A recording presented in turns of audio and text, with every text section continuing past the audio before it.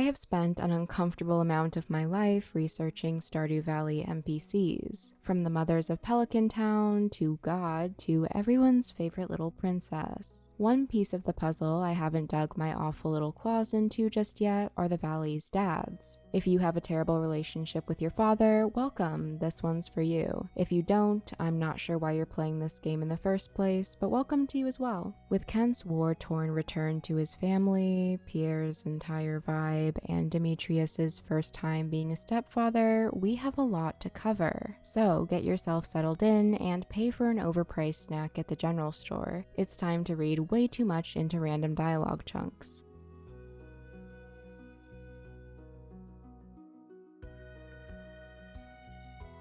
I'll be going through the list of dads in alphabetical order, and there will also be a list of timestamps in the description for each character if you'd like to skip around. If you do decide to do that though, you'll start getting a lot of chain mail in your inbox and a specter will come and haunt you at night, but that's your choice. Starting from the top, we'll begin with Demetrius, father of Maru and stepfather of Sebastian. Since I went through spousal relationships in my Stardew Moms video, I'll be focusing more on the men themselves, but if you'd like to check that out, be my guest. I could use the money. Demetrius is, as we all know, a dedicated scientist. He spends most of his time in the lab, sometimes joined by Maru, and tends to be very involved in Stardew's ecology. He introduces himself to the player as a local scientist and father, mentioning that his focus is on the valley's plants and animals. A large portion of his dialogue revolves around this, with a lot of repetition present. Certain lines, such as, "Oh sorry, I was pondering some data and didn't notice you there. Do you need anything?" are reused with different scientific jargon being swapped out for different occasions. We often find him researching in the mountaintops with his widow baby notepad or sharing some time with his wife Robin. Although it's hinted that Demetrius is Robin's second marriage with the books on step parenting and maximizing round 2 in their shared bedroom, we have no idea if he himself was also married beforehand. We can safely assume that Robin was in some sort of relationship because of Sebastian's existence, but we don't know about him. According to one quote from him, he isn't a Pelican Town native. The valley has a very vibrant and diverse ecosystem. That's one reason I was excited to move here. Maru is assumed to be his biological daughter, while Sebastian is his stepchild. Demetrius never mentions Sebastian in his dialogue outside of events, and Robin does the same with Maru, so I think we can say neither of them are nailing the blended family thing. He almost always talks positively about his daughter. He'll mention how dedicated she is to her work, and if you marry her, he'll say that her happiness is very important to him. One of Demetrius's most infamous cutscenes isn't his at all. I'm sure you're well aware of it, but in case you aren't, Maru's 2 heart event is often called upon when discussing him. After you enter the carpenter's shop, you interrupt her and Demetrius, who are working on examining soil samples. She asks if you can watch a beaker for a moment, and when she leaves, Demetrius gives you a warning about distracting her from her work. Afterward, you can choose to leave the situation alone or tell Maru about her father's freaky behavior. If you snitch, you lose 10 friendship points with Demetrius, and he confesses what he told you. No matter which option you go for, he'll apologize later on for being a bit presumptuous. His other notable cutscene takes place with Robin. I discussed it in my Stardew Moms video, so I'll skip the explanation for that one, but TLDR, it's an argument over tomatoes. Neither of these cutscenes sit perfectly with me, but I do think they're overhyped as to make him out to be worse than he is, to be honest. In the case of Maru, he does apologize and own up to his actions. He doesn't have a perfect response, but I do think we see some regret and some growth. That is to say, he's definitely not the worst man in Pelican Town. Lewis, when I fucking get you. Maru seems to share the positive feelings toward her dad and mentions having fun working with him in passing. One thing to note is that she does mention him and Robin getting into a fair amount of conflicts, but I think we're already pretty aware of that. Personally, I would do anything she asked and clean the floor twice a day and make sure that her shoes were shined at all times, but that's just me. The last main cutscene that he shares with Maru is in her 10 heart event, where she shows the player her greatest invention yet, a sentient robot named Marilda.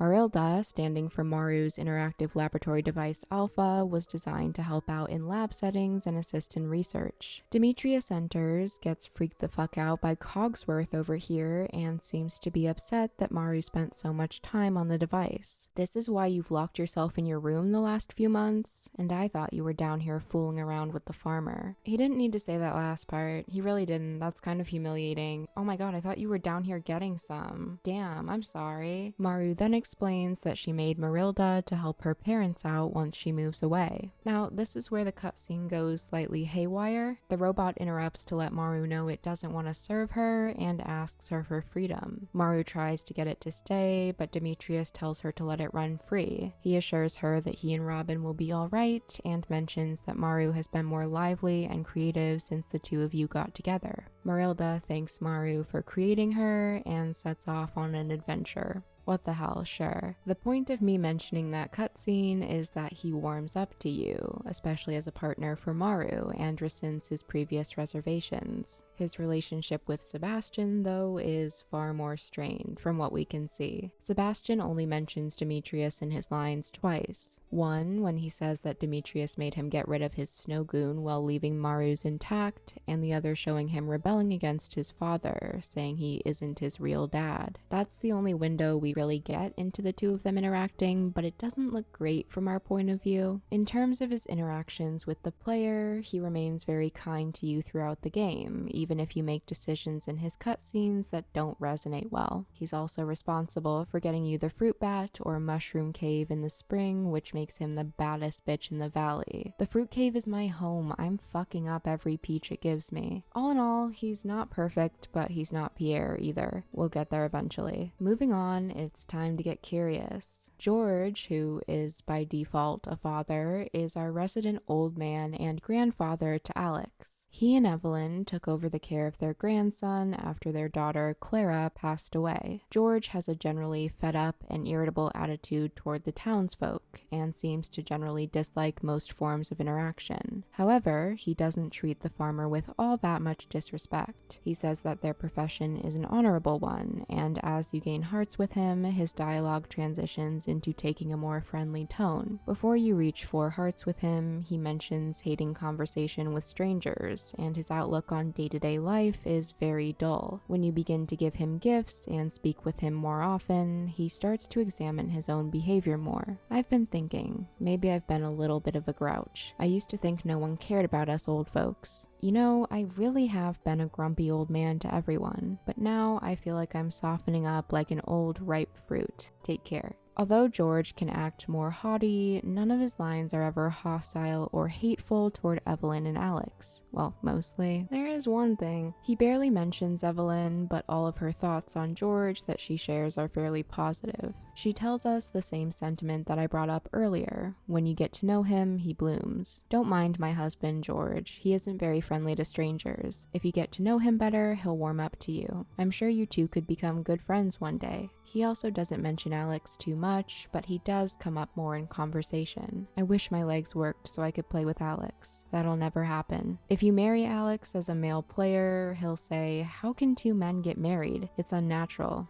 Maybe I'm just old-fashioned. That was the thing. Once you get to 10 hearts with George himself, he switches up his stance a bit and tells you that he sees that the two of you are in love, and that makes him change his mind. At least there's growth, I guess. My theory is that George was a Class A twink back in the day, but he thinks he's too old for that life now. We'll never know, I suppose. The old bastard appears in quite a few cutscenes, but we'll start with his own personal heart event. Once you reach 6 hearts with him, the player will walk in to find him struggling to reach something from a bookshelf. You swoop in and grab the item for him, and after he thanks you, the room falls silent. After a moment, he speaks up, telling you about how he lost function in his legs. The story goes that he had a rough accident while working in the coal mines, causing an explosion that permanently disabled him. After he finishes, he thanks you for being kind to him, saying that it feels like nobody cares about you when you reach his age. A common theme, which you'll probably notice soon, is that most scenes involving him center around his disability. Disability representation is a very personal thing, but some of it can feel a little bit reductive in certain circumstances. I'm curious about how you feel about it, especially if you use mobility devices. I would like to hear your opinions. Another cutscene he appears in is Penny's two-heart event, where she stumbles upon him trying to reach a letter in the back of his mailbox. In a similar fashion to the other cutscene, she moves his wheelchair without asking and grabs the letter. He is understandably upset and doesn't appreciate being seen as frail and weak. The player wanders by and you're asked if you heard that, to which you can reply that Penny did a kind thing, that she should have asked before helping, or that you were minding your business. Choosing the first option gains friendship points with Penny, while choosing the second option loses points. Either way, George will apologize for becoming hostile and thank her for trying to assist him. After he leaves, Penny will lament about getting older, and you have a chance to share your perception of it. None of these options make a difference in friendship points. This scene is a point of contention for a lot of people, and I understand why. I do think it's realistic. A lot of the time, if you're disabled, you end up pushing your own feelings back to make others more comfortable. It's shitty, but it does happen quite often, and people tend to go with the "but I was trying to help" response as a default. If you choose to call Penny out, she does apologize to George, even with the friendship point loss. That's all a part of a bigger, more nuanced discussion, though, not one for a Stardew Valley video necessarily. After researching George, I've definitely warmed up to him a bit more. Get it, Peepaw?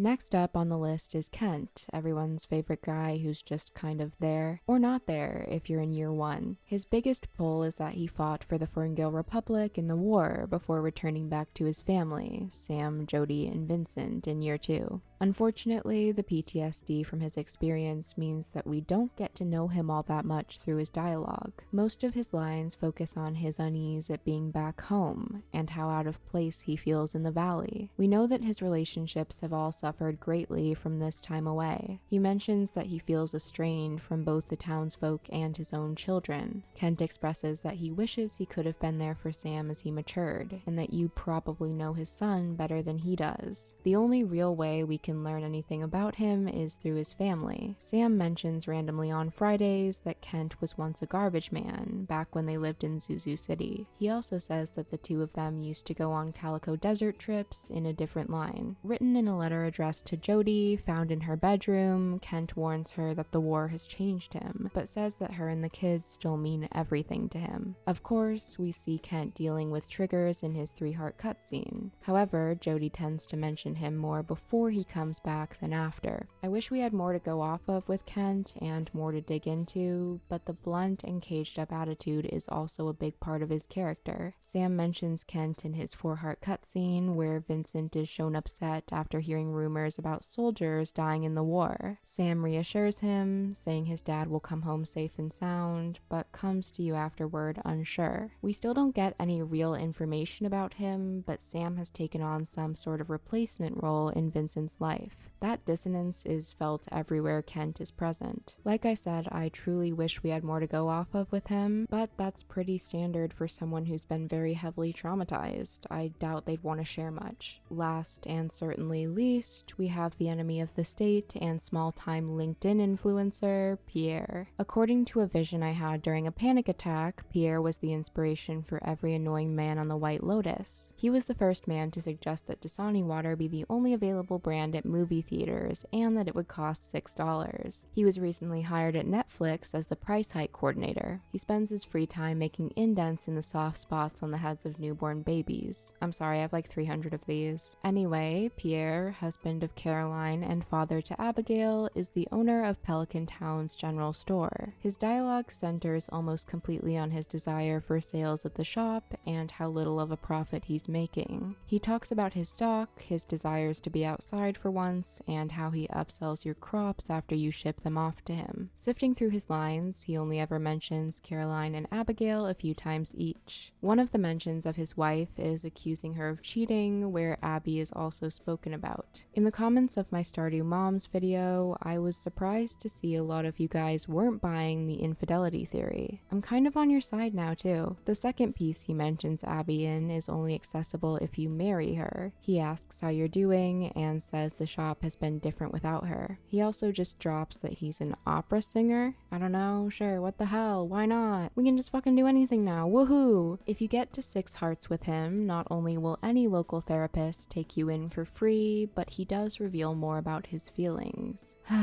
No matter how well the business does, it's never enough to satisfy my desire for success. What's wrong with me? Maybe I'm just bored with domestic life. Someday I'm gonna open a new shop in the city and make a killing. Unfortunately, business is so slow I can hardly save any money. This clears up why he still moans about profits, even if you spend thousands at his shop. He seems to have an uncontrollable, insatiable desire to profit that can't be quelled. Meanwhile, he's getting paid nothing for the linked influencer thing. It is just for the love of the game. His emotions toward Abigail are never fully touched upon, but he does appear in her 6-heart cutscene. You meet her in the graveyard at night, where she tells you she's been practicing with her sword and muses about going on adventures in the caves. Pierre shows up, relaying that her mother wants her to come home and cook dinner. She says he only wants her to come help because she's a girl before the two of you storm off into the woods. This is the only big look we have, and things seem rocky, but that's par for the course. Abigail and Caroline's relationship is also unsteady, even more so perhaps. In Pierre's personal 6-heart cutscene, you enter the general store to find him attempting to hide his secret stash of something. He's immediately upset, berating you for barging in, and he asks that you tell no one. You can either reply that you'll keep his secret to gain 70 friendship points, or that you'll spill the beans, which loses you 500 friendship points. It's unclear what his secret stash is, weed, freaky shit, getaway money, but nonetheless, he's peeved that you have intimate knowledge of him. Of course, we also see him beat the shit out of Morris after the community center is completed, but anyone would enjoy doing that, so I don't really count it as lore. However, he does tell you that he was once a talented boxer, which will be good because he's gonna need a nice right hook when I come after his ass. So, there's your look at the Stardew Valley dad lore. I hope you enjoyed this video, and I hope it satisfies your need for more uncomfortably detailed ramblings about this game. I got a lot of requests for more Stardew lore, so here it is. If you have any suggestions for what you want me to cover next, give me a holler, I'd love to see, and my brain is dead, I can't think of more ideas. How do you feel about these dads? Who's your favorite? Who's your mortal enemy? Let me know. Mine is obviously Pierre. Thank you so much for watching, I appreciate it. Thank you to all of my members. Stay safe, stay wonderful, my friends, and goodbye.